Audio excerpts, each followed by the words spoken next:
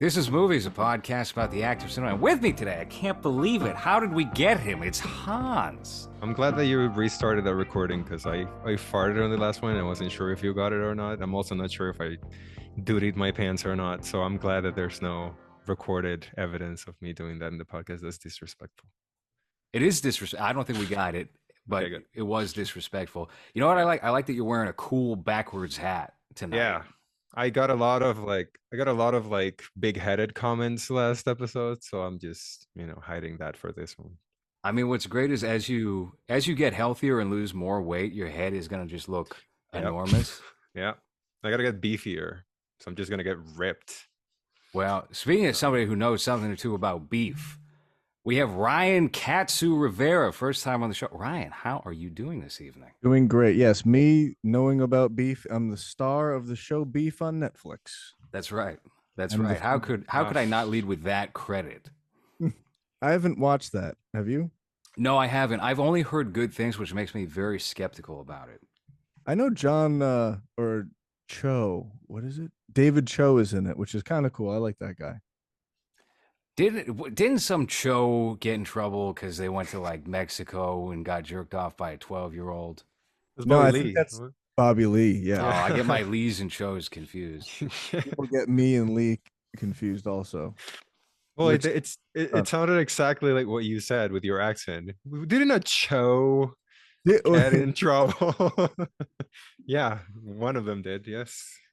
Well, one of Ryan's actual credits is the upcoming Omega Fish Corp. How about that? That's very exciting. I can't wait to get. Is that the Juneteenth Red Bull you're drinking? What is that? No, but it's the summer edition. It's June berry, and yes, it is purple, but it tastes like K-pop. Me and GMAC had this when we were gonna go. We were looking for props for the shoot, Mhm. for the Frank scene, and we both had one of these. Those And, are so good. this- I don't typically indulge in the sugar Red Bulls, but I did start my day with one of those as well. That one Did you? got me. They're good. I approve. Mm. They're keto. They are quite keno. We're starting filming again this week on Omega Fish Corp, which is an upcoming series featuring Ryan here as one of the main characters of the show. And Ryan, you're a very talented guy, very multi-talented guy. I feel very fortunate to have you on this series. It's been great working with you. I feel And, fortunate. Very excited.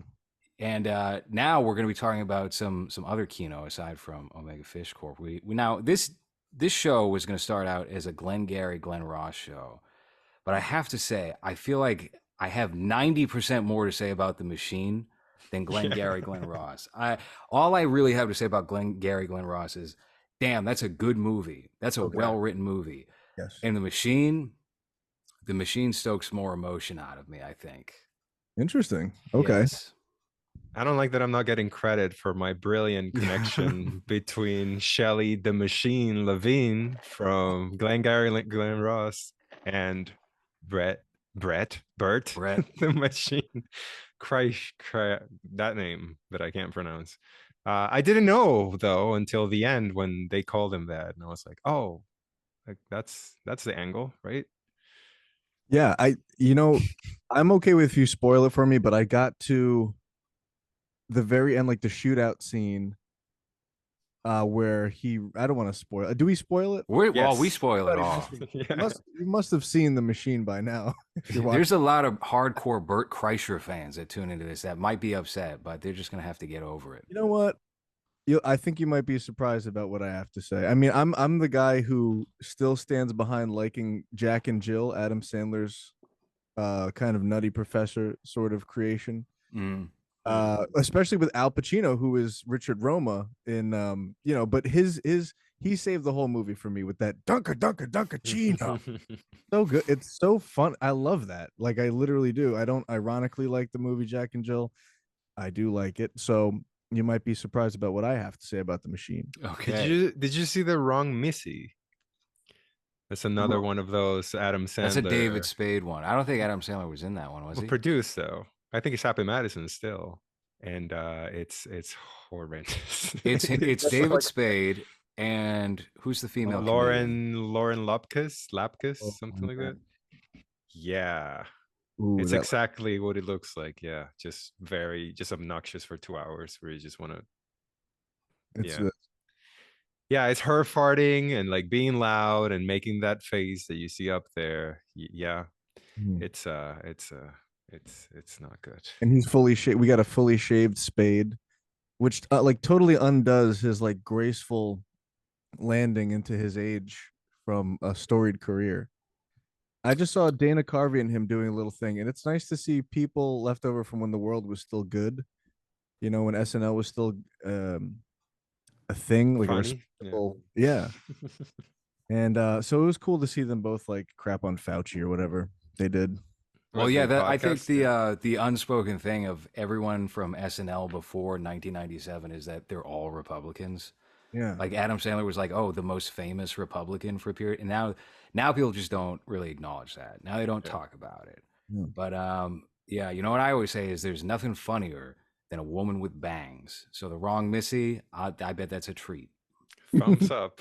3 stars. Three and a half stars. Maybe we should cover it. I just want you to see it because I've seen it.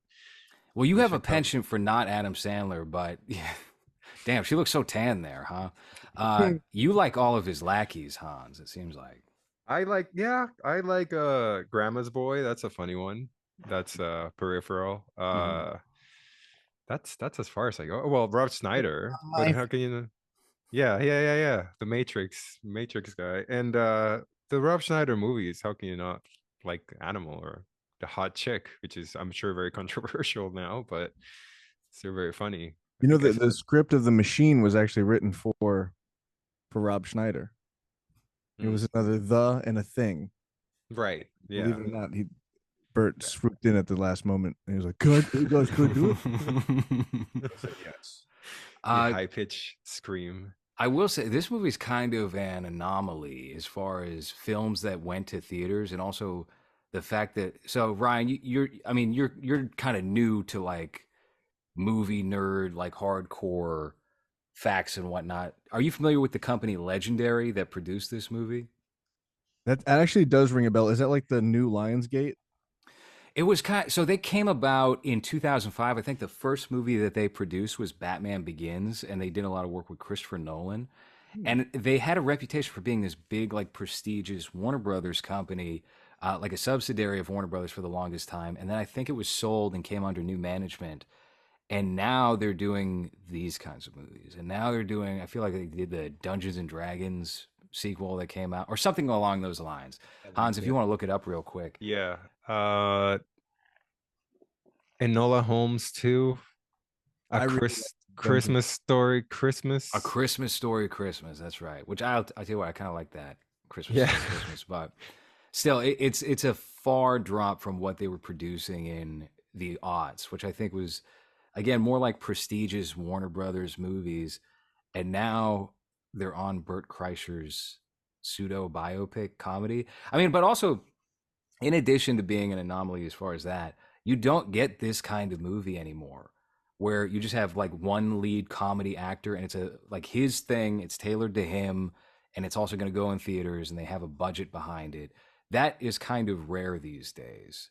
And also for like not a new comedian, certainly not a new comedian, but a new comedian to like film, I guess, Yeah. because we are talking about like, oh yeah, Adam Sandler's had a movie a year basically for 35 years.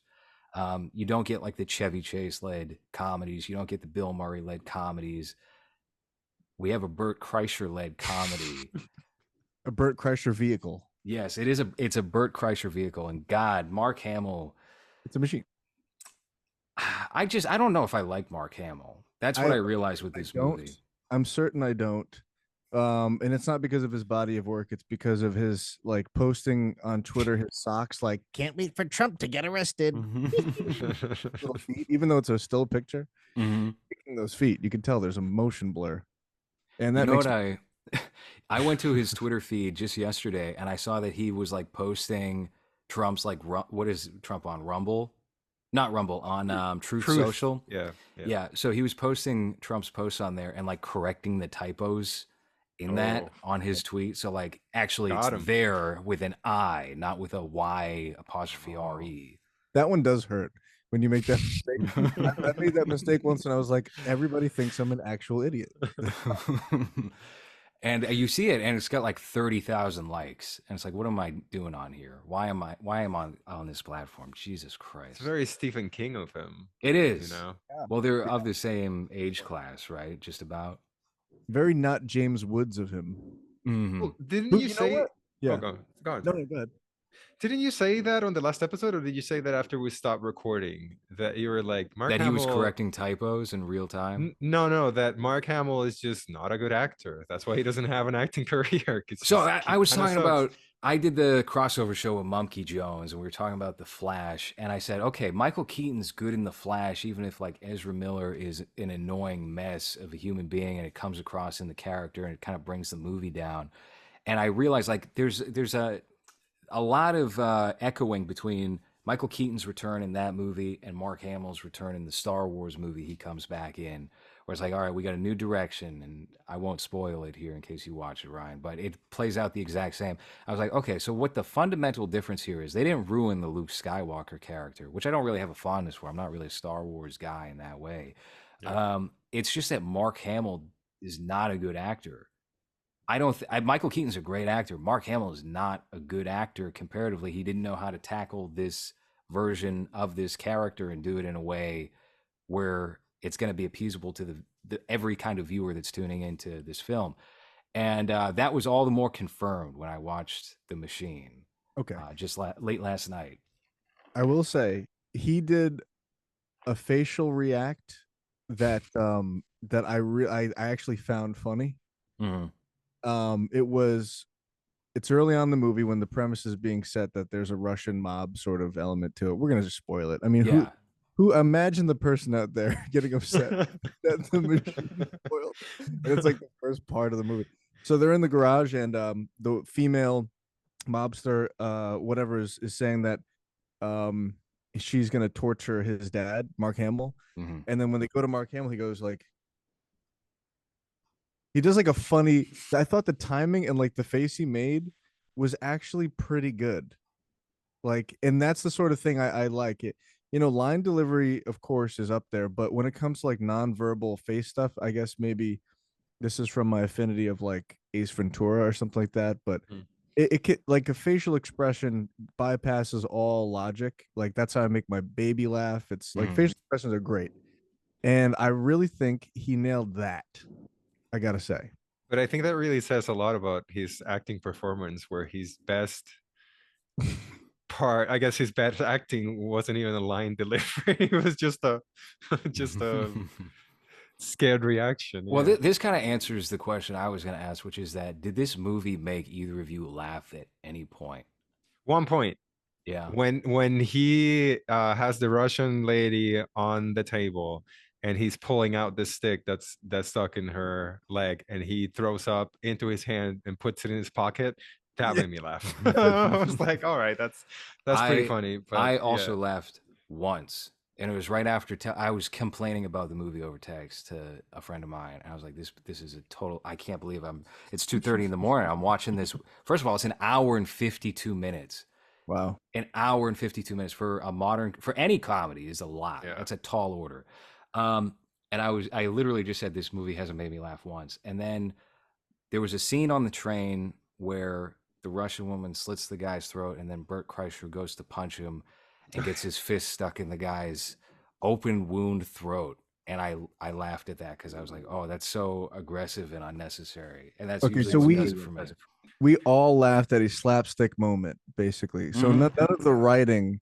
You know what? I didn't laugh at any of the writing, but I was impressed that they almost ran headfirst into a cliche, and then they kind of diverted, like that puking scene too. Like, they almost did the whole "don't puke," and then I thought she was gonna puke and he was gonna puke. The way they capped it off was the person that Bert Kreischer got reunited with. He was running to go get something to help, and when he came back, he came in and puked. Scene change. I thought that was like a clever twist on that sort of cliche, and I also think that those things are worth keeping around. These sort of like, you know, like tropes. You know, like I could go on forever, just like he's right behind me, isn't he? Or just like, I'm okay, and you say I'm okay. I like those things. I think they it's almost like the Wilhelm scream, or what is Yeah. it? Yeah. I like that, paying it forward there, but not, it can't be saturated with that, and I think they did a good job of avoiding cliches. Uh, so that I will say about the writing. Yeah, I don't have, not everything about this movie is a negative for me. The one big thing that stuck out to me was, I think, I probably because they had Legendary produce the movie, a lot of the shots and the coloring was pretty good, especially for a comedy. It seemed a lot slicker than what this type of movie would typically get. I think a lot of movies would get like the Judd Apatow treatment of just like, none of this matter. Like, you're just going to get a very flat image, and we're going to riff for 3 hours, and that's going to be the movie. But they shot it like an action film. Essentially, they tried to make it look like a John Wick ripoff, and I didn't mind that. There's some like rough green screen, especially when they're on the train. Like when that door is open, it looks pretty bad. But for the most part, the shot composition, some of the editing transitions, and the color were a cut above for a movie like this, especially. Yeah, even though the action wasn't really impressive, I don't think it was supposed to be. Especially when he becomes fucking drunken. What's the drunken monkey? Is that the fighting style? Because he just drinks some vodka and then starts kicking everyone's ass. But the way that the action was shot was really well done, and I was kind of surprised by that. And the way that it looks like an expensive movie, And I think it was a big contrast to. I saw it right after seeing Glengarry Glen Ross, which is a very straightforward, based on a play. So visually, it's not the most interesting movie in the world, and it's mostly a dialogue and the performances that make that movie work. And then here, within a couple of seconds, you have the camera moving and like a lot of doing a lot with the camera. So I think that was the part that I enjoyed from the movie. I thought every written joke was horrible, and every time they were trying to get funny with line, it was either a bad line delivery or the joke was just one that stuck out was when he goes to Russia. And he says something like, "Oh, it's kind of like West Virginia," and the Russian guy's like, "West Vagina." I was like, "Oh, that's Yeah. And it was an ADR. They definitely yeah, leaked that in there. Someone yep, thought after the fact, we need him to have a funny line. You know what would be funny if he yeah, said vagina. yeah." And just a lot of little lines like that. That it's like, "Oh, this is someone that thinks they're being funny with the dialogue," but then I don't know if it's the delivery or just that the line is corny. That I can't remember a line that made me laugh or that I think worked as a joke. His interaction with his family at the beginning, again, in contrast with Glengarry Glen Ross, where all the dialogue seems natural, seems like there's actually two humans speaking, and then you have this psychologist office scene where everyone's just saying things that no one would say to each other. It's just Oh, like, right in the I'm just goofy dad. I don't understand. I'm retarded. That type of very unrealistic. So that was rough at the beginning, again, because I'm coming from Al Pacino monologuing for like 5 minutes and trying to convince this guy that he's not getting fucked with. So yeah, I think visually I liked it. Writing, oh, and how dare they make fun of Austin Powers, by the way. I was like, I'm that not movie. fun of, because I like any reference of Austin Powers, but Well, at one point they say Austin Powers, really? And I was like, how fucking dare you? How dare you think you're above the yeah, character? while he was Yeah, flashbacking, yeah, that's yeah, right. yeah, Yeah, no, honestly, if that's not one of the greatest comedy franchises ever, yeah, it yeah, is. exactly. It really just is so good. I love it. I think about that movie at least once a week. I call my buddy Jesse from Pod Awful, and Who's usually, definitely listening to this episode right oh now. yeah, he watches. Yeah, that's right. He did the Jabba the Hutt. If you were Jabba the Hutt, Yes. like Uka Waka Luka Laka, huh? I think we should have him on, but have him on as us and just talk to him and interview him as us. He does a secret episode. Yeah, Yes. but no, I like I'll call him to come up with like some just stupid idea, and it always goes to Austin Powers for some reason. I always go to Doctor Evil. But what I did like film wise, I mean, like camera wise, I bet there's not a lot to talk about. I just found out what anamorphic lenses were like last week, just because I was like, well, I'm kind of curious when you guys mention lenses and stuff. I want to kind of educate myself on this. Mhm. And it has that blur to the side. It's very wide, right? And does it also have a vignette? Typically, yeah. If you're so the way that it is it'll stretch out the image because it's usually a little oval, and you'll have to adjust it in post, and it will cause some vignetting. Yeah, and typically, like the big thing, the reason why a lot of people, like if you watch cinema YouTubers or whatever, and they're talking about like, here's why you want an anamorphic lens for your indie film. The main reason they'll give you quite often is that it'll give you easier lens flare than any other camera. So the light of whatever shot will reflect in a way where you'll get that little blue Yeah, blue or flare that gold, appears on right? Isn't screen. there like two different colors? You get blue or gold or blue or Sure. It tends to just be mainly blue, and then sometimes you'll have like a little bit of white or a yellow that offsets that, and Mhm. that's like a very popular thing that was kind of made popular by Michael Bay, by Mhm. Zack Snyder Wasn't a little bit, but Michael Zach Bay was the big one. the Star Trek guy, right? Was Yeah. that Oh yeah. J.J. Abrams Oh, does it the J.J. right. most. Abrams? Yeah. I remember he was lens flare captain of the world Mm-hmm. Mm-hmm. back in the day. I think everything. Did you see my Twitter message to you? No, I did not. Let me take a look right now in real time. Um, Kind of important because it has to do with the okay. Let me do that. yeah. But yes, J.J. Abrams, he's obsessed with lens flare to the point where like he will artificially add them into shots where it's not. Oh, Yeah. okay. Well, I love the movie The Machine, to be honest with you. I would recommend it to most people. What a Um, what Yeah, no, you that know, is well, I mean, let me explain what happened here. I was just kidding, by the way. But I typed, I got, okay. I'm working with Bert Kreischer for something in the winter. And Jay's response to that is, "Oh, I love the machine." hey, look, For he sure. Hey, I actually. never rated this on Letterboxd. No one knows my opinion. I was holding on to it. It was in my pocket. Hey, the whole Bert time. looks very svelte in this movie, very healthy. We spoke about that. No, that's a lie. That will not happen. No, but you know what? I did like the movie. And speaking of lenses, so I was looking to see if there was anamorphic thing. It wasn't, but it was like widescreen, right? They had the letterbox sort of cropping towards it, right? Yes. So, but I did notice a little bit of a blur on each end, but that could just be an artifact of a regular wide lens. What lens stuff do you see going on with that? And then there's It's always it's kind of I don't know. It's a bit difficult to tell what lens somebody is using unless there's like a distinct effect that sticks right. out like that. Like I feel like I've shown you the split diopters when we were talking about that. Oh, When we were yeah. writing Omega Fish Corp. Like something like that is a very like you can tell that because then all of a sudden there's a blur up the middle of Yeah. the screen. And As it's soon as you very mentioned that and you learned me about what that is, I started seeing that. I was watching. actually I think there was a split diopter in the machine. You're kidding? No way. I think so. Huh? Um, I would have to scrub through it, but I feel like there was a point where I was like, whoa, okay, all right. Whoever worked on this was a film snob and probably felt like I'm Yeah. slumming it on this movie. What am I doing here? Yeah, I You couldn't know? imagine like you have this huge budget and stuff, and you don't have a guy that's like trying to do some. They did a couple of like flights of fancy. Like they went to that place where it used to be his college dorm, and they kind of did a flashback, which I like the casting of that guy, Jimmy something. He's like Jimmy Tatro, I think, is a very funny Jimmy actor. He Tatro? was good on. Yeah, There's a Netflix series that came out in Vandal. 2017 or so. Yeah, American Vandal. He's great on that.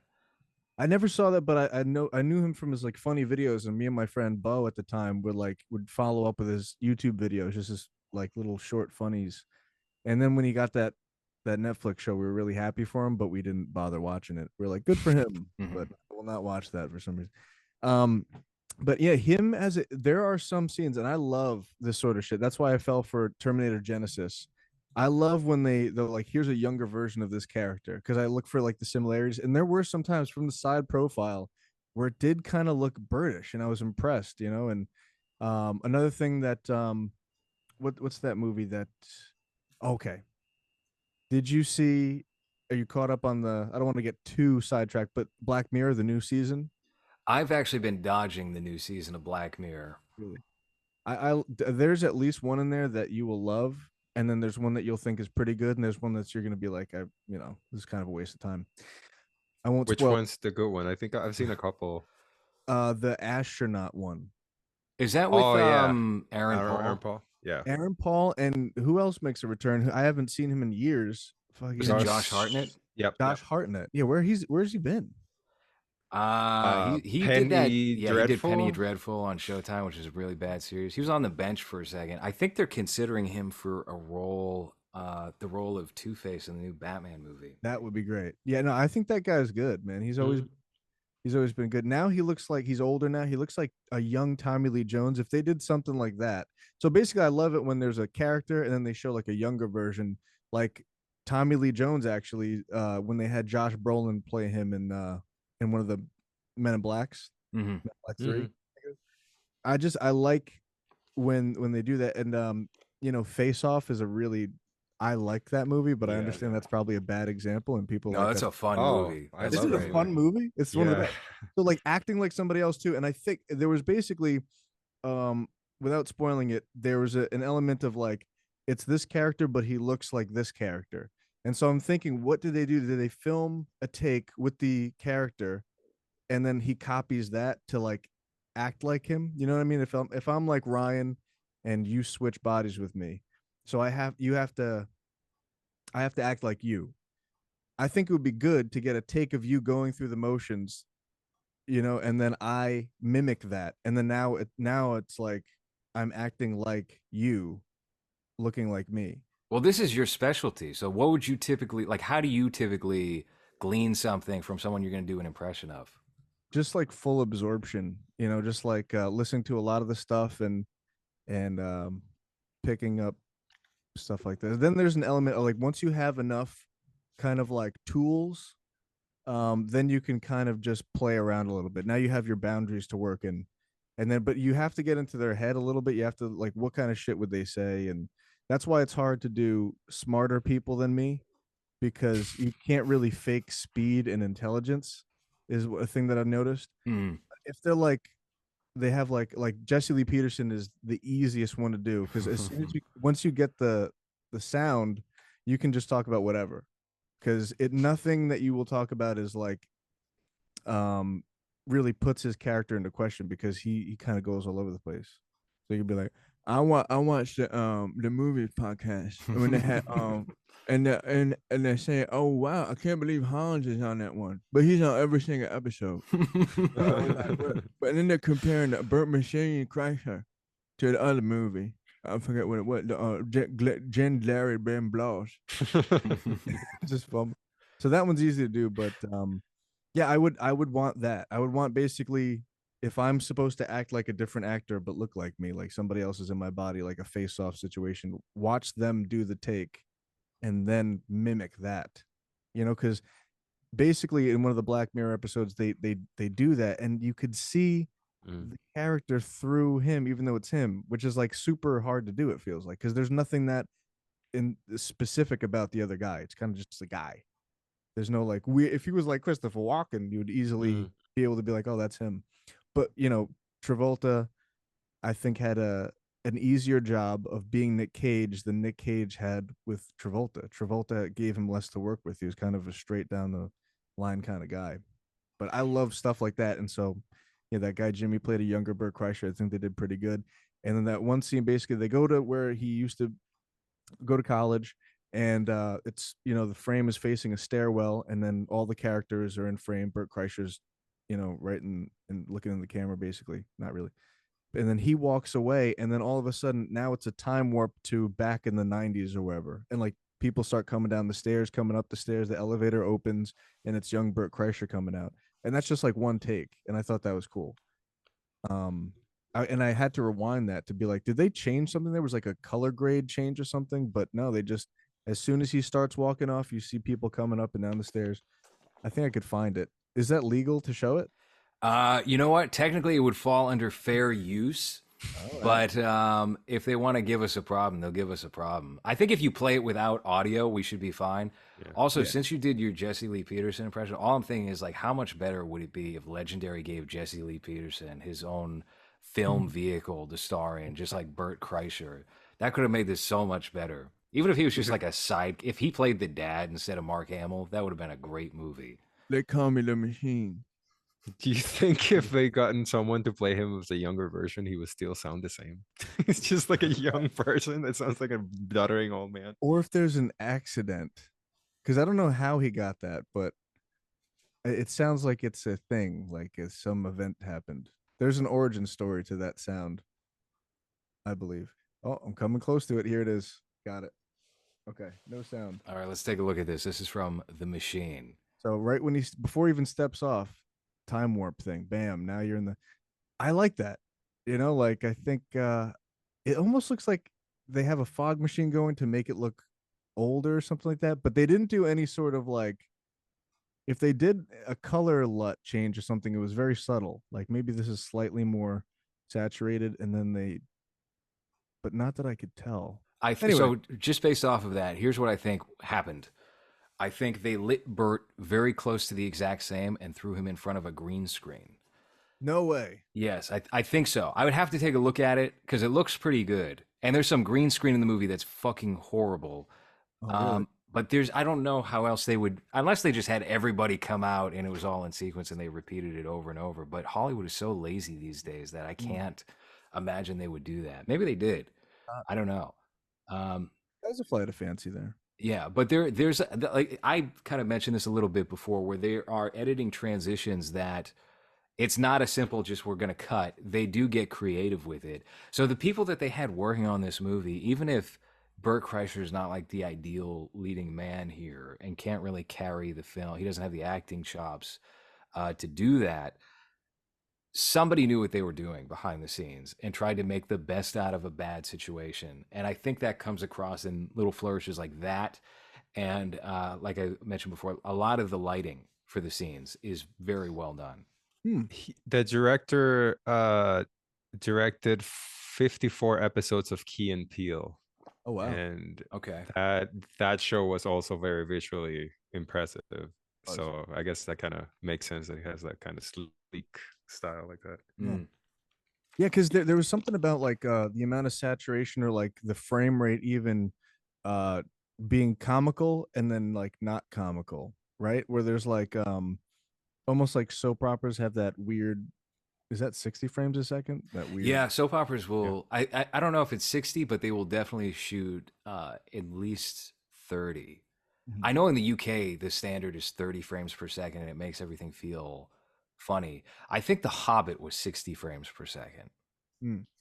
Yeah, because it just there's something about like making it like cartoonish, so like oversaturation and more flat, right? Less depth is kind of, I think that's how it used to be, but now it's since things like Key and Peele where they're taking cinematic looks and then making that funny.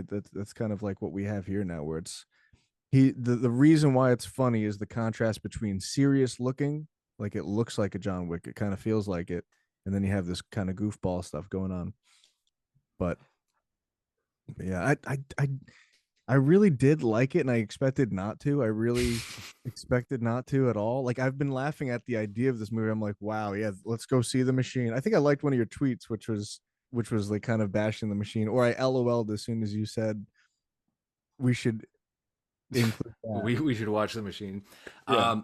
I don't know. I kind of like that it exists, even if I'm not a fan of. That's the thing is like I can put aside my own personal comedic taste because I'm not really I don't hate Bert Kreischer or anything. I don't go out of my way to bash Bert Kreischer. His comedy's just not my cup of tea. And I appreciate the fact that somebody thought, yeah, we'll go make that movie. How much? What, Hans? Can we look up the budget for this thing? Because this does not. Well, how much was it? I think it's 10 million. That's it. That's cheap, isn't it? Yeah, that's cheap for Hollywood standards. Like the $10 million movie doesn't typically go to theaters anymore. Wow.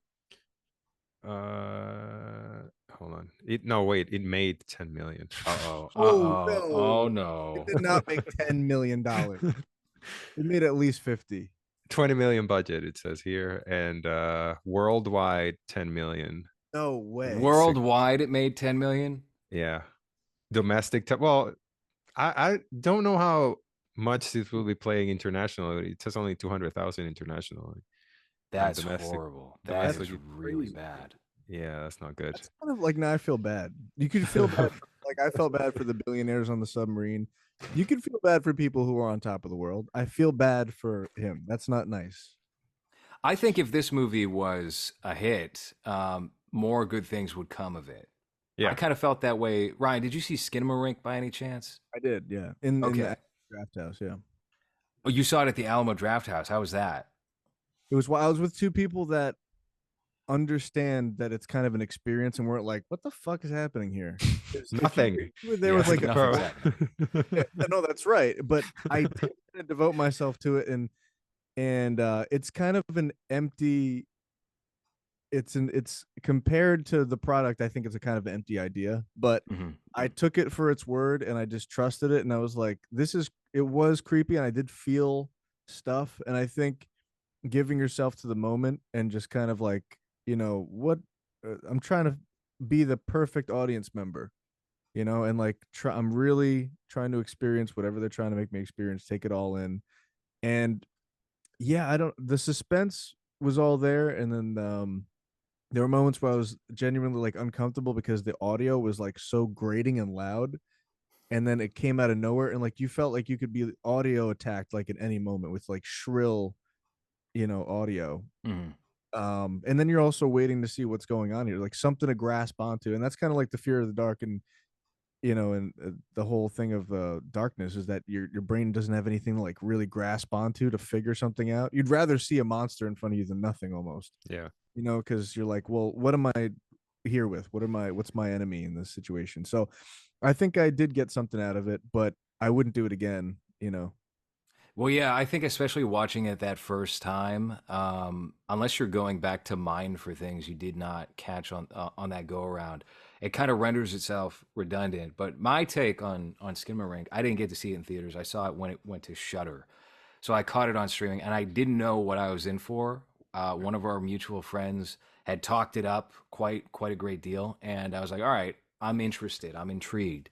And then I watched it, and I was like, just annoyed and frustrated the whole time. And when they photoshopped that toilet out of the shot, I was like, they didn't even use they didn't lower the opacity on the clone tool. I can see the clone texture of the tool. toilet still there. Yeah, I know how they did this. It's crazy that this is a phenomenon. But then some time passed, and I was like, I think Skinamarink coming out and being a hit is it's gonna like plant some seeds, and it's going to do more good and help us get, because we've been in like a very stagnant moment for movies and even like television. I think a lot of television kind of sucks and was trying to emulate the Breaking Bad, Sopranos, Mad Men wave of prestige, and emulated that and didn't live up to it. But my thing with something like Skinamarink was, this being such a hit is going to be great, because people are going to take the vibe of this and then mesh it with something a little more traditional or a little more functional as a film, and it's going to create interesting new things. I And totally. with The Machine, if this was a hit, then I think maybe we're seeing a cool trend of like comedian led movies, good and bad probably, and knowing that it made $10,200,000 globally, that's not going to happen. There's no one's giving Theo Vaughn a movie now because It would be a resurgence of what like late '90s, early 2000s was all about. And then you had a three-way person like Seth Green, Matthew Lillard, and I forget the other guy. Just some Dak dude. Shepard. Was it Dak Shepard? Yeah, Without a without a Paddle. paddle, right? Yeah, without a paddle, like things like that, where it's a mini super group of funny guys, and let's see what they all get into. Mhm. Now, Harold and Kumar too. These were two nobodies, literally just nobodies. But it was like that formula was so good that they were like, let's just try it with races. Korean and Indian man, Paggy, and then let's try that. So I like that, and you're right. They kind of just went away, and then everything's either superhero film or like some sort of like historical oppression porn that comes out, and like, actually, did you know that this happened back in '73? Pain and suffering. Yeah, I know. The only one that seems to be doing comedy now is either Kevin Hart or Melissa McCarthy. Those are the two comedians or comedic actors that are But still. I don't even think they really are, because they gave Kevin Hart too many like direct to stream, like when Quibi was a thing. They tried to give him Yeah. something, and it all flopped. Anytime he goes direct to streaming, it flops. Even like he was in the Super Pets movie, which I did Oh, not see, but I know you gave it like 5 stars, Hans. You said that was No, the I best movie didn't. you saw that year. I gave it Um, 4. that flopped. That didn't do well. So Kevin Yeah. Hart's kind of in. He's in actor jail at the moment. Well, I'm not sure about the quality. I just like if you look at this IMDb, it's got so many things every year up to this one that they're using him, is what I mean. It's not that they're good. I No, couldn't name one I of them, wasn't but making the yeah, point that they were good or bad. I was saying they flopped. They didn't make any or make the money that they needed to make. As a matter of fact, speaking of John Travolta, they just re-released Die Hard, which was a like a web series or something for one of these dead platforms as a movie, and John Roku. Travolta's Yeah. the bad guy in it. And so wow. Wait, I do want to see that now. He's it a popped up. It popped up on that website where you happen to watch the illegal website. Of course, we weren't pirating the machine. Where you got a copy of that. I think it was interesting. BertKreischer.com. Yeah. Yeah. Yeah. But you know, it is disappointing that that did flop. I didn't believe it was only 10 million. That's sad to me, but yeah, I wish that kept happening. But real quick, going back to the Skinamarink thing, Mhm. the fact that that's like kind of it's unwatchable for many, but like you said, it can inspire other people to do. Like that happens with music too. Like if like people are inspired by Zappa or something, it's like that's never going to be fit for the radio, but you can use that sort of uh that sort of direction or whatever, use it as a motif in something else, and now it enriches it like way more. And it's like that whole yeah, I do that with music a lot. Yeah, for sure. You're just like, I like the vibe of that song. How do I kind of capture that without stealing it? And you know, it's funny enough, bringing it back to Glengarry Glen Ross, that's apparently this movie had a big impression on Quentin Tarantino, and it's almost like the Marlon Brando of scripts in a way, because when Brando kind of broke the whole "Hey you," like that whole Mhm. projecting acting sort of Mhm. stuff, and he was kind of more laid back and he's talking and mumbling, and now we have kind of too much mumbling now in movies, but That was very Jack Lemon, by the way, when you cut into hey that you, voice. yeah, well, I need those leads. But yeah, so that script, it was meant as a play, and you can kind of see that it's very play like in the movie. But yeah, apparently that inspired Tarantino to make it more natural, have fast dialogue, witty and quippy, and all that sort of stuff. And so just the way that Skinamarink kind of existed in this thing, hopefully it is borrowed from and homaged, because I think what Quentin did to a movie, like it's a weird Glengarry Glen Ross. It's very, you would have to be into acting and not need to see explosions or gunshots. Mhm. My wife liked it, but she likes she likes plays, but Mm. do you think that this is a movie that's hard for some people to watch, whether it's attention span or not their flavor, or just acting sort of stuff? Um, that's tough to say.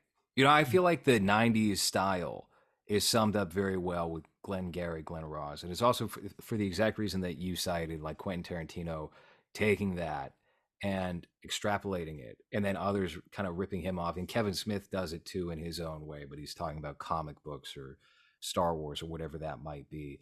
That's a very like dead style these days. I feel like the last one to really employ that was Judd Apatow, who I referenced not long ago. Like if you watch a movie like Funny People, there's a lot of that, but it doesn't feel as rehearsed, and we're hitting point by point by point.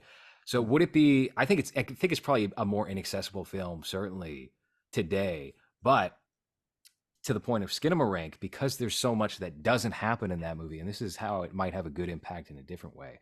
Because there's nothing that happens in Skinamarink, and the big payoff is you just see kind of a face in the background, and it's a good payoff for what that movie is. That might actually start to widen the attention spans or deepen the attention spans of film goers, which is a very necessary thing right now. Because I do think a big part of why movies aren't culturally relevant at the moment is because of the age-old excuse of like, oh, it's the video games, or it's TikTok or something. I do think that comes into play when it comes to people deciding how to spend their time and what they put their time into. Far less people are reading fiction these days. I'm pretty sure if you look at like the bestseller, if there's an overall bestseller list, it would probably be all nonfiction. If that, people have a hard time, I think, investing in stories and in art that's going to be uh, very time consuming if they don't already have a level of familiarness with whatever that might be. So they'll sign up for like a 12 episode Harry Potter series. But if you want to introduce something new and it's only like an hour and 45 minutes, that becomes a tall order. So where a movie like that comes in handy, I think, is it helps right the ship a little bit. Yeah. It's, It it, almost it, yeah. it forces you, it like resets your expectations, and it steals so much sensory input from you that, yeah, like you said, even one little face is like, that's the climax of the movie, is something going, Mm-hmm. and that's pretty interesting, and it's weird that Family Guy too, for how many jokes per minute there was, and how like overload, just every, hey Lois, hey giggity, fucking dildos fucking flying around in the dog's ass.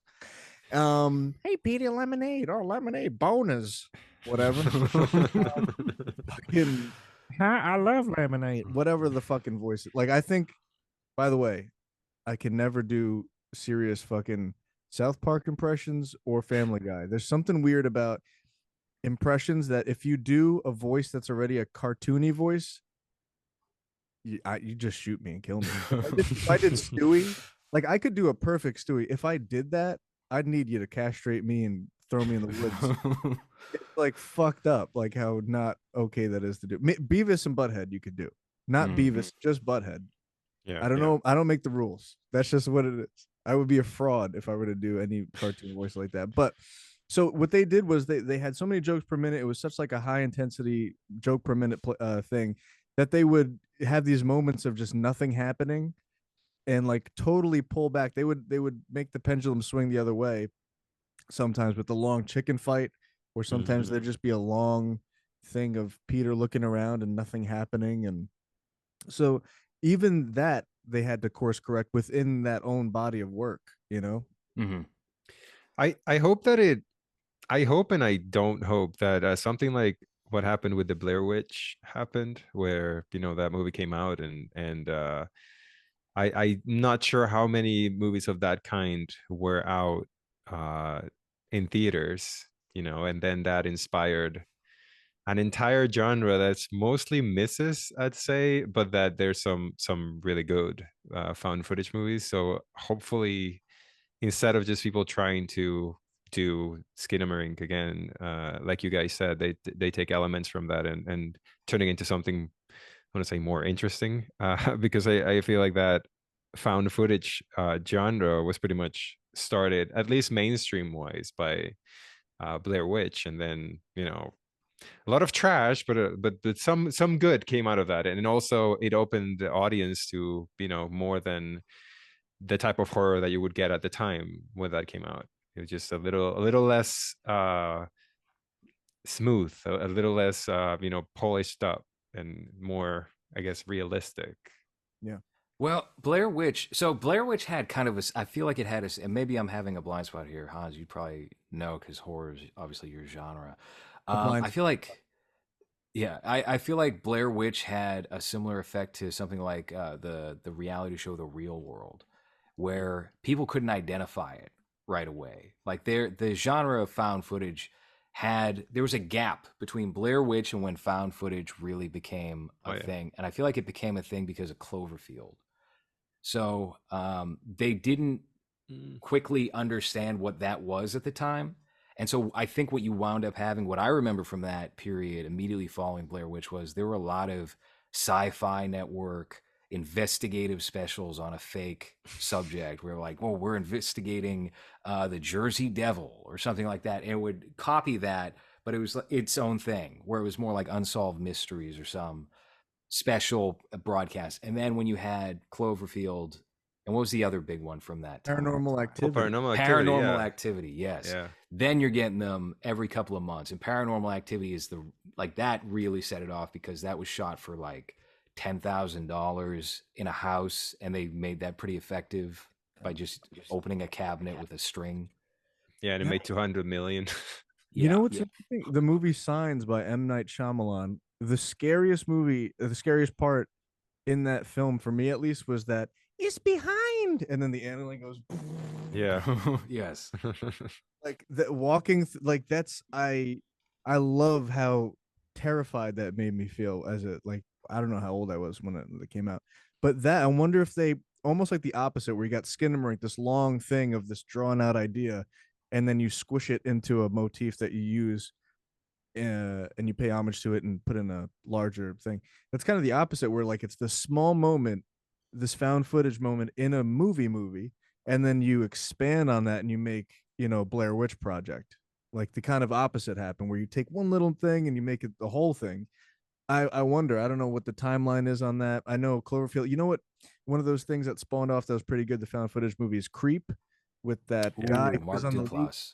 Yeah, Douglas, yeah. he's the guy from the league that didn't lie about 9/11, and Mhm. that's how bad fucking that guy did. It's like Nick Kroll was he? No, he didn't lie about 9/11. That's that guy, the big mouth guy, Yeah, the big-headed one. big head. Yeah. But so Creep and Creep 2, I genuinely liked. I haven't watched it in a long time, but I thought those were really good too. And yeah, I mean, did that kind of die? I mean, found footage. Yeah, I mean, well, Um, Skinamarink's not found footage. That's just kind of that analog horror is the new thing. So Analog. that's what people are considering that. Okay. It kind of has died out. Like, what was the last big thing that was found footage? Five Nights at Freddy, the video game. Not really, but that's analog. I guess Mhm. that's right. There's a movie coming out, right? For that. Yeah, Yeah. A they real already did a one. Nick Cage fake one. You know, No, like they actually got the franchise permission, I guess. really disappointed in that fucking movie. I wanted. Yeah, that I was a piece of shit. it He did was suck. not. I thought it was gonna be bad, but fun at least. It was just whatever. It was really really bad. He had three movies that came out, I think, in rapid succession. It was that one, that fake Five Nights at Freddy's, Mandy, and then Color from the Center of the Earth or from Outer Color Out of Color Space. Space. Yeah. Yeah. which I like that one. I think that one did a lot of weird stuff that was unconventional, you know, but I don't know how true to Lovecraft they stuck to in order to make it that off the beaten path, but I like that. We covered that. I feel like that was our first show we covered of 2020. And then the week after that, we had like nothing for 9 months, no movies at all to talk about. Yeah, they did some interesting things with Color Out of Space, but that was around the time where he got out of actor jail and he could do quality He got out of whatever debt he was in, and he Well, that started was being a. more selective. That was also the comeback of what's his name, Richard The Ramirez. very What's his no, name? yes, that's right. Richard. No, you're right. It's Richard Ramirez, who's the Night. Night Stalker. Richard, I know who you're talking about. He directed Island of Dr. Moreau for a period of Stanley. time. Richard Stanley. Yeah. And boy, did he flame out quick. Oh yeah. Yeah, so Richard Yeah. Stanley had like a 20-year layoff when he was directing. He directed, what was it? He directed it was a prequel or a sequel to something like sci-fi property in the 80s. The movie Hardware. Hardware, yeah. He did Dust Devil. I think those were his two Hardware critically acclaimed. Yeah, Hardware was technically impressive, had a lot of cool designs, and then he got signed on to direct the Marlon Brando film Island of Dr. Moreau. And Val Kilmer, at the height of his fame, like Batman Forever, Val Kilmer signed on to star. And both of them just gave him like the worst time of his life on that set. They didn't respect him as a director. Val Kilmer just like he took a cigarette and he would go up to like the sound guy's ear and just get as close as possible and burn the sound guy just because he could. Marlon Brando refused to show up to set. He would just lay in a hammock, and if he did show up to set, it would just be in his underwear, and he'd be eating in scenes. Oh my god. Marlon He was Brando. fat as hell, by the way, like 300 Yes. pounds, Marlon Brando. Yes. So his son, I think, died while he was on set, and Oh. he had to go away for a while, and then he came back, and he was like all the more checked out. Like Marlon Brando is notoriously very difficult to work with, but then you get him during that period, and he's just like He's like, nope, this is my production now. I'm gonna wear like rice paint on my face. Why? I don't know.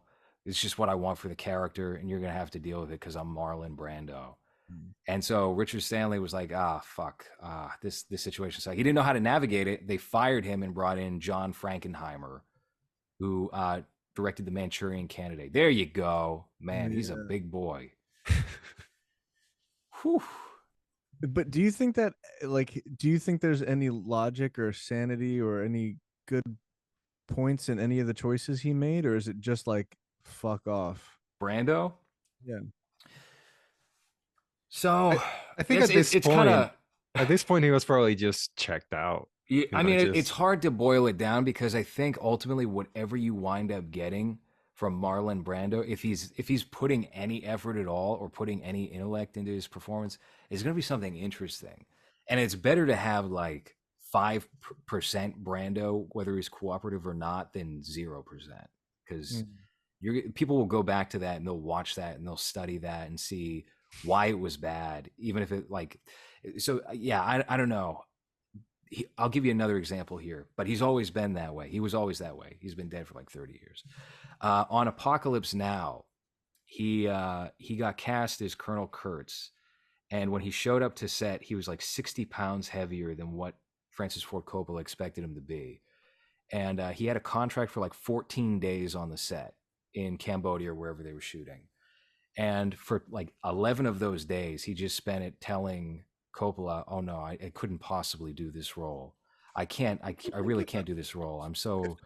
I can't do this." And he was like embarrassed about his weight or something. And then Coppola realized, like, oh, we're now 11 days down. I have 3 days with Marlon Brando. Let me just get a body double and we'll shoot him from the head up. Wow. And so you see all like these body shots of that character that are like some other guy. And they shaved his head. He apparently had like a really stupid hairdo during that time too. The character was not bald originally.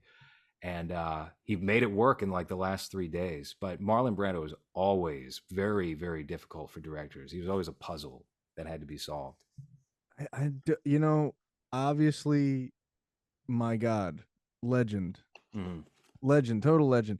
But you know, same thing with Bob Dylan, legend. But when they do this sort of like, hey man, I'm an enigma. Work with this shit. Yeah.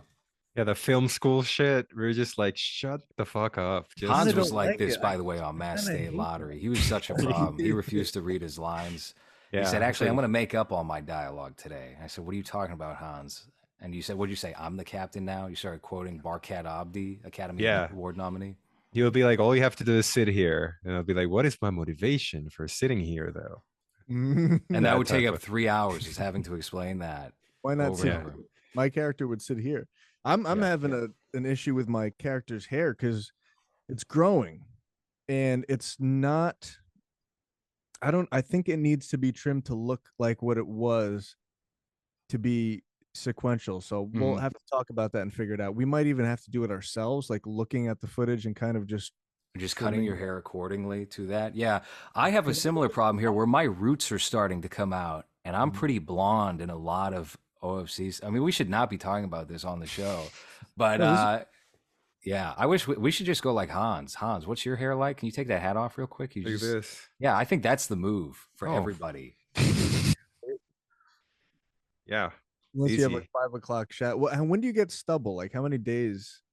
This is like a 2 weeks. No. on my on my head. No, I have to shave it every 2 days because if not, then I'll get stubble and then you can really see the hurt. So every couple of days I have to shave it.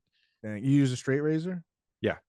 Nice. I was thinking about growing it and I left it for like, I don't know, 3 weeks and it was terrible. It looked like cotton on my head. I was like, I've always had straight hair, but now it grows in like 3 patches and it just looked like I was just a crackhead. You should do like the Simon from Fish Tank kind of look. Skull it. Yeah. That's actually, speaking of Skinamarink and then that inspiring, not Big Brother, but the Real World. And you're like, you know, what exactly is there? How much of this is like leading us and babying us with a narrative, you know, or is it like interpret this as you will? Here is some reality for you, or here's a thing, and you make of it what you will. And I think people are smart enough to do that. I think people are put themselves behind the curtain enough, and everybody's kind of like a critic, and everybody kind of knows enough to be like, well, I didn't like that and that. No matter if you're involved in movie making, acting, or comedy or what, everybody kind of knows the tricks, you know. Mhm. So even when it comes to, that's why I don't watch stand up anymore, because I know it's like a magic trick essentially, and I'm like, I already know. I've been, I'd rather watch Penn Jillette and Penn and Teller like tell me what makes that. Actually do magic. Yes. You do magic? No, Penn and Teller. Yeah, I'd rather watch them expose magic than do magic, and it's like that's why I kind of liked Opie and Anthony more so than stand up, because you Yeah. could see like the rawness of it. Like they would just make shit funny just in the moment, and then that's how you could tell who's actually funny or not. Mhm. And meanwhile, one of the biggest comedians in the world, Jeff Ross, at that time he was starting to really kill it with the roast and everything like that. He goes on Opie and Anthony, and he really can't hang. Mm. And Patton Oswalt, he went on there and he was just fanboying, and he couldn't really be funny. And so it was kind of crazy that all these underground guys like Bob Kelly, Rich Voss, and Louis C.K. would do great on there, Patrice O'Neill and stuff. It's like they weren't on top of the world by any means. They were just kind of hardworking comics, and they would do the best of just being funny as guys in the room. So Yeah, just comfortable bullshitting, which right. is not the same skill, I guess. That's true. Like I could never do stand up. I can bullshit with you guys for hours, but I couldn't stand in front of an audience of anything, even 3 people, and not shake uncontrollably, and my throat would close up, and I would just start crying and run away. But But there, no, if I feel like you could come up with an act and do it. I've seen enough like of that happen that I think you actually could. Like if you are a person with a sense of humor, because there, believe it or not, it's not. I did say everybody's kind of like got a peek behind the curtain. They're jaded. They want to see the bloopers instead of the actual thing. But there's so many rubes out there that fucking fall for anything, and they I don't know. I think there are kind of like a large portion of dummies out there that would still like to watch the thing. And Marvel, I mean, I like Marvel movies, but you know what I mean when I say Marvel movie fans are just Fucking Disney, retards is what like is this. what you're saying. They're fucking yeah. retards. Now That's I right. enjoy those movies, but they are a lot of them are just retards that What is your that favorite Marvel movie? yeah, I just watched Ant-Man into the Ant-Man verse or whatever. And Okay. I haven't and seen that one, so I'm the least harsh critic on things. I enjoyed it. You know what it is? I get bored when there's like romance stuff. Like, this obligatory. That's why I think we've been just burning through the John Wicks, because I've Mhm. never seen them up until like a month ago we started watching them. And now we're got the 4th one, me and my wife, to watch. And they just don't leave you bored. There's just no like very few moments of like him looking at a picture and having a sentimental moment, and you're like, okay, cool, that's enough of that. But it's the speaking of Marvel, the fucking the Amazing Spider-Man or whatever with Andrew Garfield, it was just like Twilight but Spider-Man. It was like Yeah. too much. Oh, we get it. Like you They love. unfurled that over it was like a 2.5 hour movie where you Yeah. have a good chunk of that is something you already saw and a better version of it with Tobey Maguire and Kirsten Dunst and a much more talented director with Sam Raimi. Yeah, I agree with you on that for certain. I mean, it's tough to not be jaded and also be online. Mm. Oh, I'm getting feedback from one of you Yeah, two. I'm hearing you twice. 3 I'm times. hearing you twice, Hans. Oh That's no. That's Ryan. That's It's me. All right, yep. now it's still there, but maybe it's gone now. I hope so. No, Is oh, it? no. Almost. Oh boy. I'm All gonna right. have to do this. I think we're okay. Yeah. I I think know. we're good now. I don't know Yep. what just happened there. It's a But thing that happens. so to the point I was making before, what was the point, Hans? What was I talking about? I was trying Andrew to think about Garfield. it. No, Andrew, no, yeah. it was right after Andrew Garfield. God, Sam Raimi is a better director. no. Tobey Maguire. Tobey Maguire. That's Tobey You Maguire. You've already seen something you've seen before, and it was better with Tobey Maguire. Okay. Oh, here we go. Mhm. I think it's very tough to not be like jaded as somebody who makes something and also exists online. But you have to keep in mind, like, I think there's as many people that aren't hip to the process of whether it's like comedy or filmmaking or whatever, even if that's accessible and you can understand that a lot easier than you could in the past. Um, there's a lot of people that just aren't online and aren't tuned into those spaces. I'll give you an example. A friend of mine who I do another podcast with, we call it Old Boys, and Hans quit this show, Old Boys, because he just can't sit down and tolerate listening to this guy ramble. Does not ever buy things online. He does all of his shopping in person, Wow, and he doesn't even know how to use eBay or anything like that. that's amazing. And he's 30 or 31.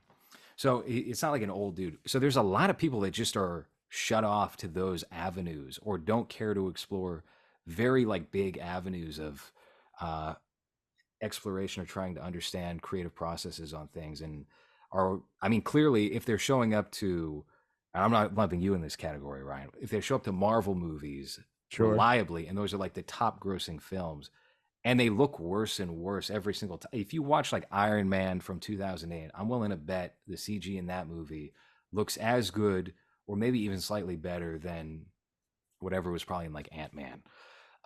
They can't tell the difference. The average person showing up to the movies can't tell the difference in that CG. So even if it's like decaying in real time for somebody like myself, they don't have the eye for that, so they can't notice that. So they're very it's still magic, as you put it, you know. So I don't know, it's I don't think it's as black and white as what it seems like being on the inside of it.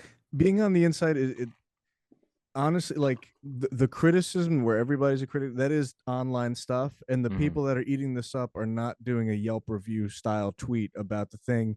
So it feels like the world is like, yeah, we don't like this new weird tranny Disney movie or whatever, but the majority of the world does, and they think that's great and awesome. Like, it was like going to Creator Clash.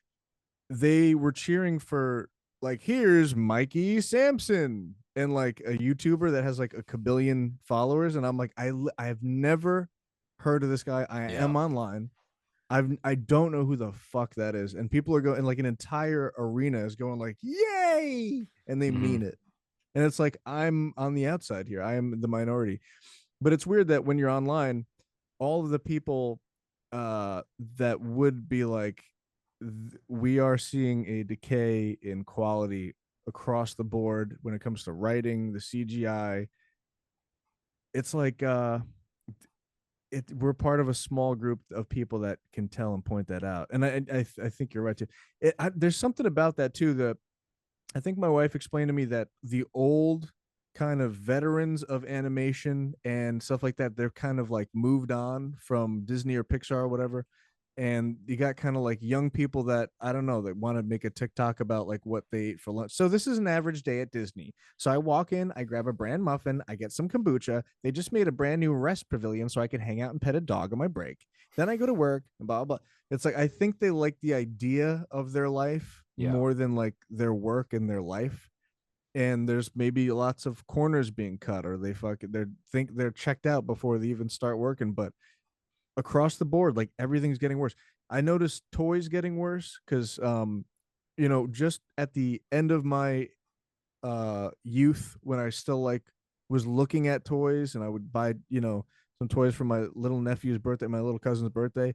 I'm like, these are shit compared to what we had. We had fucking 18 points of articulation Spider-Man and stuff, and now they're just like blocky Legos. Like, if you want cool ones now, you have to spend like $80 on like some company that makes them to order or something, and like not in stores. Not in stores. Like $200. Hot toys are like $300, and it's just an action figure with multiple hands and multiple heads and very detailed, but you have to spend a shitload. It's for adults. It's not yes. So that's the big thing too, is like a lot of and when it comes to like a trans Disney princess, they know that millennials aren't reproducing, and so the primary consumer base is that 30-year-old millennial. So they're gearing everything towards that, which is why they do market those $300 action figures right at grown men who want to add it to their shelf in their background along with the Funko Pops. Hey, Line that.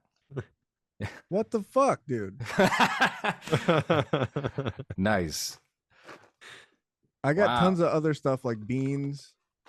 Oh Most my of God, this is is that Gavin ET? McInnes's. Most of this is Gavin's. Like I don't. Yeah, you most know, of mine is Gavin's too. I don't like Anthrax enough to have an Ian Scott guy. That's us. That's De Fuhrer. That's also Hitler, Bert. but he's Is back that an there. Alfred E. Newman Batman? Yes. I had a Superman Alfred E. Newman. No way. Yeah.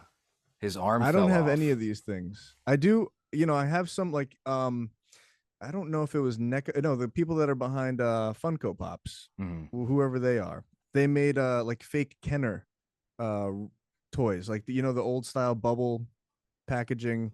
Yeah.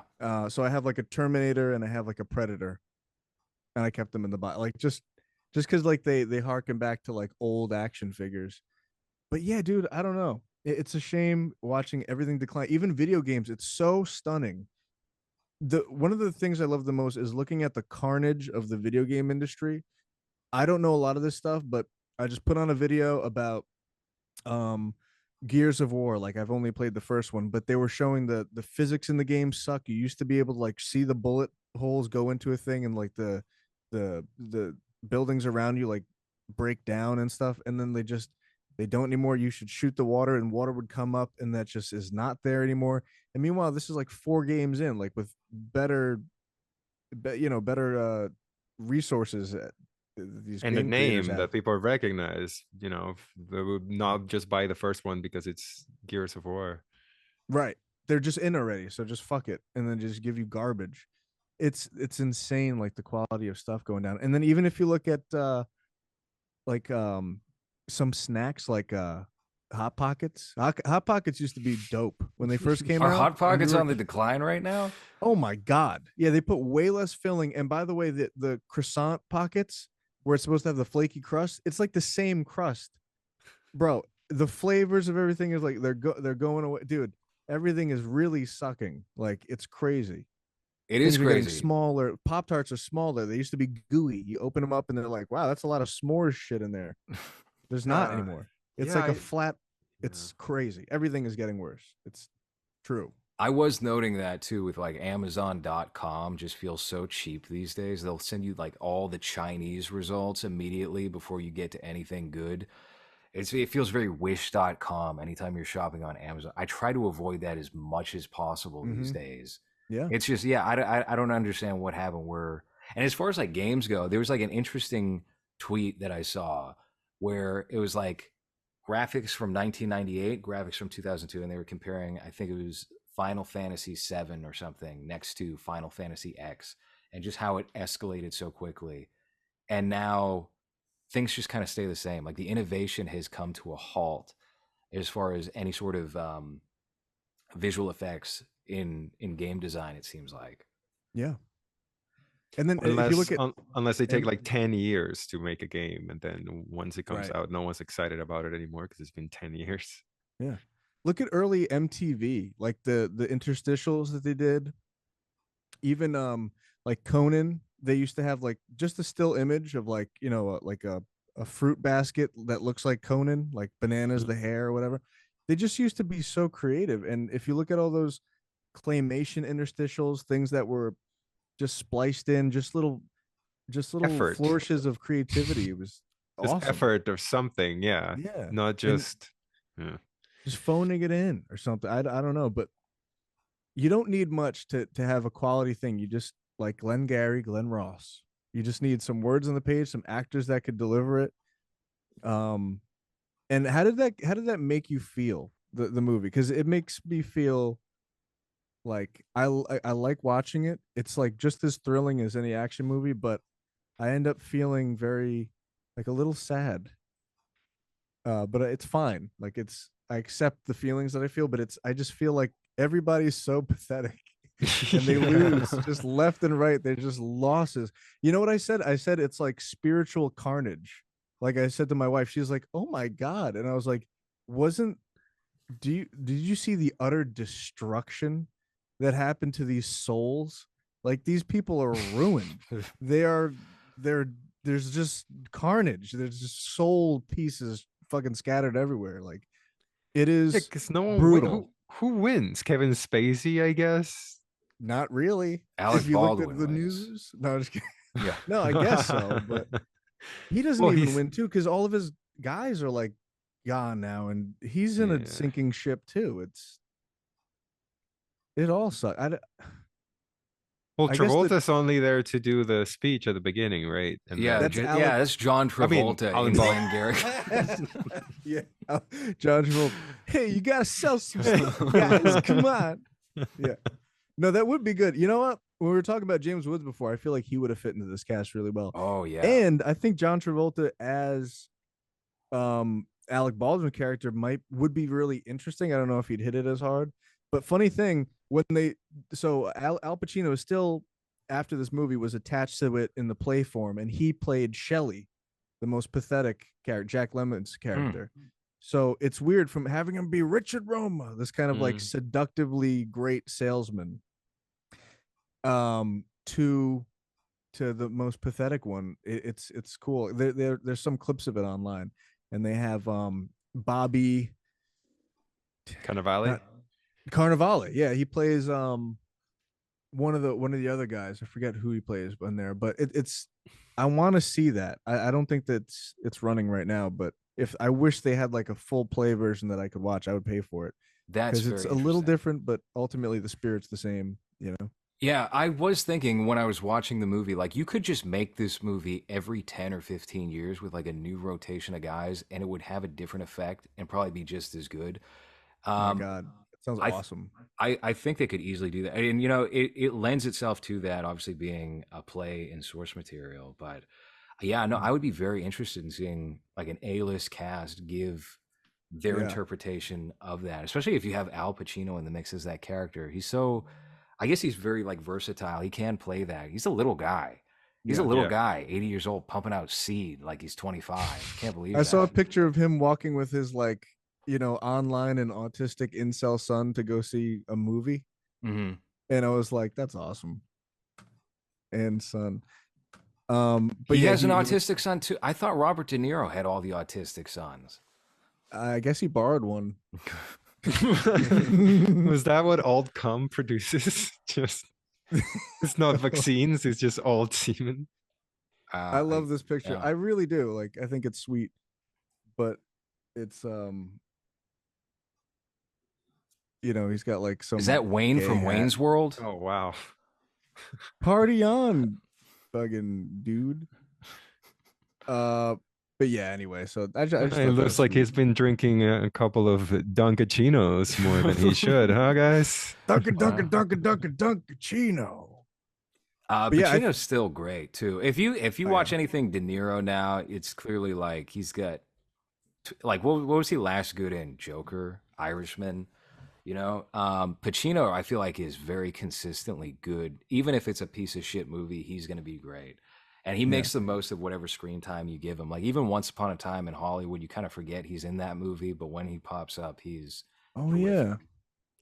Yeah, There's- he announced some award or something at the E3 gate, which is another great flop of a thing when you just see brutality of how bad things are. Mhm. That used to be such an exciting thing. You're like, yeah, the fucking video game awards. There's got to be some cool stuff. It just sucks now, but they got Al Pacino's like, I don't really know what I'm doing here. I guess my kid likes to play video games, but here we go. He's just like having fun. He's just having fun. He's a fun guy. Yeah, De Um, Niro this year did a movie where he plays old Italian dad of Sebastian Maniscalco. What? Oh yeah, and he fucks Kim Cattrall in this movie. Oh God. So So this was another comedy-based vehicle movie. damn, we should have done a double feature of these two movies. Although I do Oh, like Gene the Machine and the Machine. That's clever. The I didn't even Machine think of Kelly. that. Yeah. Machine Gun Kelly, special guest. I just like Uh, how old world, Jack Lemmon's character was. It's just like a dying thing, and his tricks of salesmanness are work on nobody. And it's just Hilarious. sad. Yeah. You're just like dying inside. He's like, "Oh, well, that just reminds me. Oh, look at that. It's on sale. Wouldn't you know it? You know, I'm going to be in town for another 3 days. Do you think the missus will be in? I think she's out till Monday. You know, hold on one second. Yes. Hold that. You'll never believe it. I'm here till Monday. So why don't we just pen in the thing? And it's just the guy's Well, just that like, whole scene when he goes to that man's house and yeah, he like goes through his whole thing, and the guy's just like, "Yeah, no, I don't care." He's like, "No, but this oh, and this." And he's like, "No, no, my wife's yeah. not here. I'm leaving. I don't care." It's so brutal. And the only way that you can sell something is what Richard Roma did. He sat next to the guy and just emotionally manipulated him. It's not about the product. He puts out the pamphlet. He's like, "What is this? This might mean something. It might not. What is this?" And it's like ASMR. He lays the shiny laminated fucking pamphlet out. And he's like, "What is this? Florida? Bullshit. Maybe not. Who knows?" And he opens it up. But this, what is this? And it's like a shitty shot of like flamingos on a fucking golf course or something. He's like, Glengarry Islands. This could be the few. I don't know what. So the only, just like attaching yourself to somebody so to a point where they don't want to feel like they're letting you down if they don't buy whatever the fuck this is. You have to like emotionally trick them and like arrest them and make them feel bad, like play their emotions into it, because the product is not going to sell itself. And it's like it's brutal. It's brutal. This poor guy, he can't defend himself. He can't say no because he'll feel bad. And then he's like, my wife, and then this whole thing. And it's so good. We probably shouldn't spoil this one too much because there are some turns, and, and I feel like a lot of people, maybe I'm assuming, but haven't seen it. I hadn't Hope seen it until this time. I actually hadn't in watched it until you recommended it to me months ago. So yeah, wild. And I was so happy when you were like, I just watched it. Like you watched it like pretty shortly after I suggested it. I think GMAC did too. mhm. And that just was like, that's so good, because it really is an experience you want to share to people, because it's just, there's no fanciness to it, just actors and emotions, and the stakes are so low and mundane. Like they talk about leads. I don't know sales. The average person watching this doesn't know what a lead is. I'm still not sure if I do. But they make it, they boost this up and they make it so important. Be like, I need those leads. These leads are shit. Give me the good leads. And you're like, and now you're like eating the popcorn. You're like, get the fucking leads, dude. We need leads. They also did a really good job of pacing each character and gave them like their own time, because they all get. I don't think Pacino's not in the whole movie. I think he's for the first half an Yeah, hour he maybe. comes in and out a little bit. Yeah, Yeah. which is, I guess, very play-like, where you just give the character a chance to come and like say their piece, and You then give move everyone away, their have own another time one. to monologue. Yeah. Yeah, Mhm. and the Patel bit really got to Yeah, me. the How Patels. it's like, no, not even I'm assuming the lead is just perspective or possible clients, but the Patel bit where it's just like, yeah, they just like talking, like they never buy anything, they don't have any money, they're just Indian, or he calls Yeah, them the Patels. I don't remember exactly they're what just name like he uses, lonely but and they just want to yeah, yap and they want company. Yeah, it's so yeah, funny. yeah. And it's almost like Pulp Fiction is Pulp Fiction esque in the fact that, wait, that's true. But I don't know which one came out first, but doesn't I matter. But believe this did. basically, I think this huh? was 93 or so, and Pulp Fiction was 95. I could be wrong about that, but I think so. Interesting. So yeah, I saw some video where it said that inspired him, but I'm not sure. Maybe even down to the cinematography, because it feels chapter esque. They're like, here's the Mm. Ed. It's not Ed Wood, right? Who is that? Ed Harris. Harris, yeah. Yeah, Ed Ed Harris. Harris. Here's his little section. Then here's this guy, and they all just do so good. And the Alec Baldwin part was written for the movie. That part was not in the play. Yes. Yeah. And it's just hard to picture it without that. But it's one of the most like, not one of the most like homaged or made fun of things, but SNL made fun of it. It became Steven Crowder. the iconic scene of the movie is Yeah. Coffee is for Closers. That Right. whole bit with Alec Baldwin lecturing them on how to make the sales, how to behave as salesmen. Yeah, Right. I think there's something special and kind of interesting about this kind of movie where you strip everything else away and you literally just have the acting, and everything is either emoted or it's communicated through the dialogue, and that's the only thing that matters. Everything's in that little office for the most part. I think you go Yeah. over to like a diner or cafe and you see A maybe house. Pacino getting off the train. You know, Yeah. you'll have little bits here and there, but for the most part, it is very stationary, and it gives you the bare minimum, and it shows you what you can do with that. It's But awesome. but that thing that Ryan said is really interesting too, how the stakes are very low, but at the same time it's their life. Like they need, like if he doesn't get this $6,000 bonus or whatever, then he's done. You know, he's fucked. So they all desperately need whatever little they can get from this thing. But the most they can get is not even that impressive. No. It's just, you know, the stakes are down here, but we need to, you know, get there. Otherwise we're fucked. And yeah, everyone gives such a good performance. Like you said, being just kind of a down and out desperate loser. Did you kill a cat? Did you just step Like on your cat, Hans? cats are fighting. Oh, okay. It's like the last fight. It's like the desperation and the pointlessness of their energy and their efforts and their worries and whatever. It kind of all it's weird how they do this flash forward thing in one line. Like it makes you feel, it made me feel like all right, all of it's over and it didn't matter.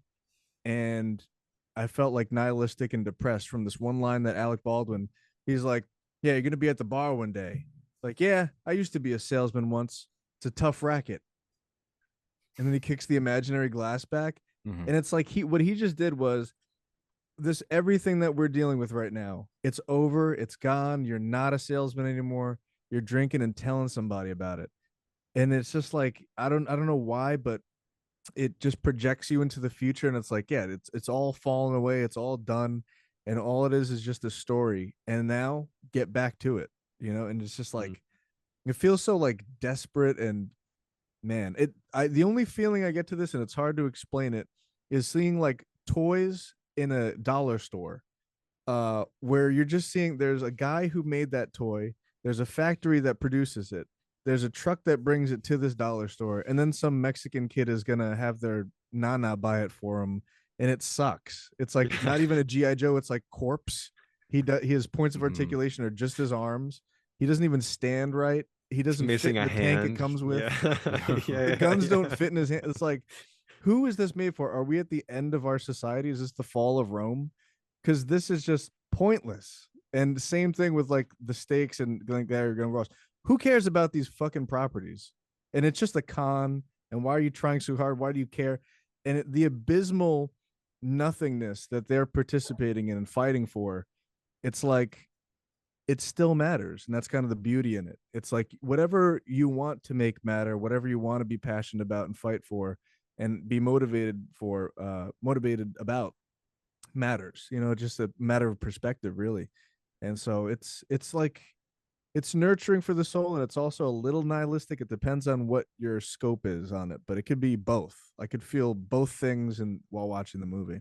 Yeah, I was gonna say that would be a very bleak note to end on, but you swung it back into a positive section. And which then I imagine think, listening to a podcast about the bleakness and it does come back to opening up that hot pocket and seeing just how hollow it is. Power fighters. Power Wow. fighters. Yeah.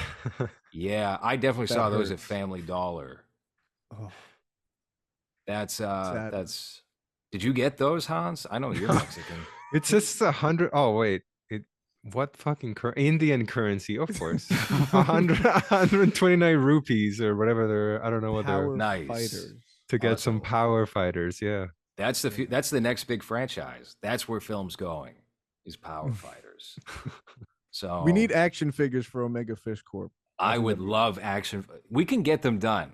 It would be I a believe it. little. It probably wouldn't be as expensive as you'd think, but it would be a hassle. But I think it could be fun. That'd be amazing. Yeah. All right. I think that's a good note to end on. Is the nihilism. That's very my jam. All right, Ryan. Thank you so much for coming on the show today, problem. talking about a wide variety of subjects here. And if you guys have not seen it, go check out Glengarry Glen Ross. And maybe, I guess, if you're like a Bert Kreischer fan, maybe The Machine. Hans, would you recommend The Machine to end? I know you gave it 1 star on Letterboxd. Would you recommend it? To fans of him, To yes. anybody. I mean, yeah. Why not? Yeah. Why? Yeah, I think it's got enough for the average person to enjoy some of it, especially because they don't make this type of like gross out comedies anymore. And it's pretty graphic with its violence too. There's a lot of like, there's a beheading scene where the head just falls on him and it's just a bunch of blood, and it's all played serious too. I wish they left that woman dead, by the way. I didn't get to say that. I wish when they shot her in the The chest several plate? times, she just stayed Yeah. dead. I was like, oh, all right, great. This is going to get good now. And then, of course, she comes back in 30 Yeah, minutes. was I like, knew "Ah, that. I fuck saw this that coming movie." from a mile away. Yeah, To the Yeah. I Marvel thought thing, she would yeah. have that whole thing where like, oh, it's this thing that I have on my chest, but it was just a bulletproof vest, which I like. Again, they still skirted the cliche of there was a life saving phone in my chest or something. No, it was a bulletproof vest. Yeah. like Yeah. All right. Well, that's been movies for this week. Check out Ryan. Where do you want people to go? On Twitter at Asian Pat Dixon, and then you could see our stuff on censored.tv. I have my own show. I had Celebrity Mailbag. I was just Tim Pool yesterday. I've been Jack Black before. I've been a whole bunch of other people, and I think it's a fun show. This is what it looks like. This is what the Celebrity Mailbag. Jack Black, Mike Tyson, Ron DeSantis. You know what we're doing in Florida is really nuts because we're taking the gay books that the LGBT community, and we're taking them off of the shelves. Patrick Beck David, Donald Trump. Wait, who's Ching Chong? Is that a celebrity too that I'm not familiar with? No, there are just original characters like the okay. big-time Korean pop star. Okay. Michael Lincoln is a character I've created. He's just a wholesome black gentleman. Bernard is a super fan of the show, so like he'll reference the show and be like, "Remember that time where?" And that one's really funny. I do Nick Rochefort and Jet Neptune.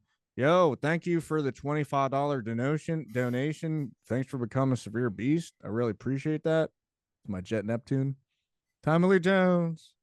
I used to have some guests on there. We got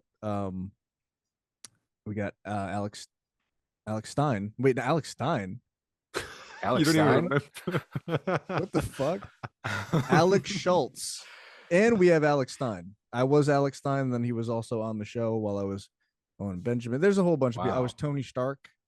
I had a light up chest. Damn, thing. the Tony Stark. The Tony Stark. Tony That's Soprano. how you're getting in with this audience is Tony Stark. That's correct. Yeah, there's a bunch of fun, wacky things in there. That's if you want to see me. If you want to see all the other stuff, very talented people on there. I won't mention their names because they're banned and I don't want your YouTube channel to get in trouble. But censored.tv. Wonderful. Are you going to do, I saw a stray clip in the wild. Someone asked you if you're going to do like a crossover with Jack the Perfume Nationalist. Is there anything going on with that? Is that going to be a thing? So I've been seeing his tweets because I've now follow the Perfume Nationalist on Twitter. And I like that. I don't agree with some of the tweets, but those have been the most fun follows lately where like politically we might not align, but I think there's a resurgence of not caring, like putting that aside and being like, whatever, I think what you're doing is interesting.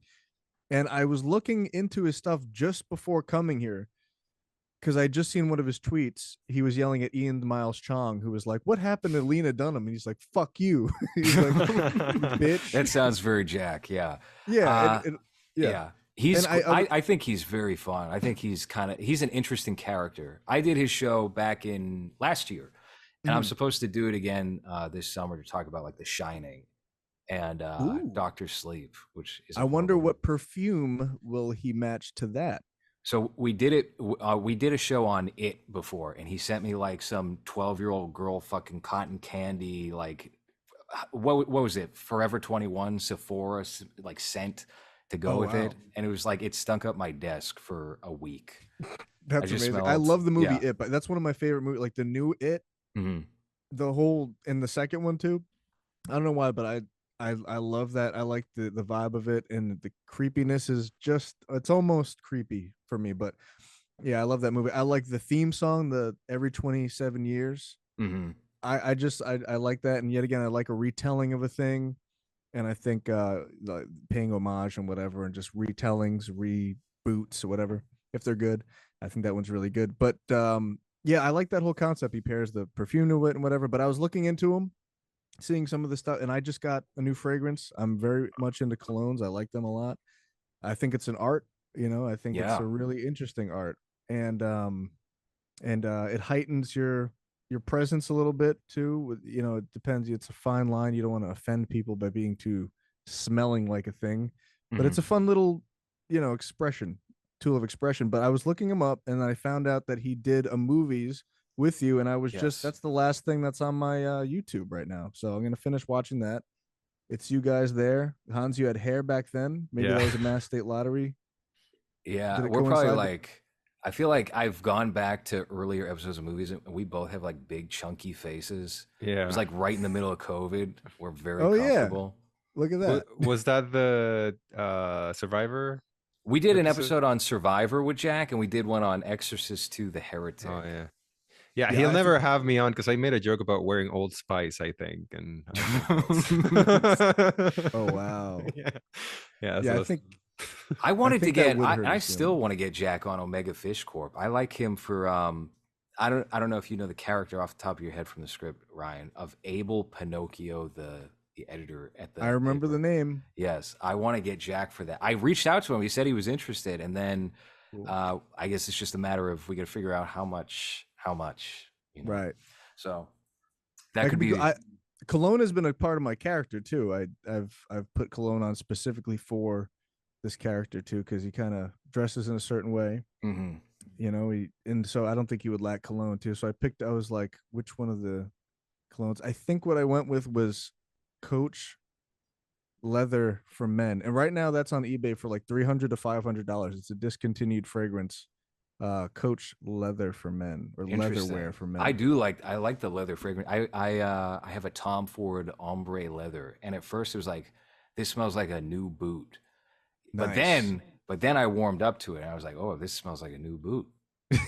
So it's pretty good. All right. Well, I'll look forward to that if there's a crossover. I'll tune into that. But I Ryan, think so. again, I think there will be. thank you for coming on the show today. I feel like this Thank was you. a great episode, and everyone go check out censored.tv and everything Ryan's up to. So that has been Movies for this week. Thank you for listening.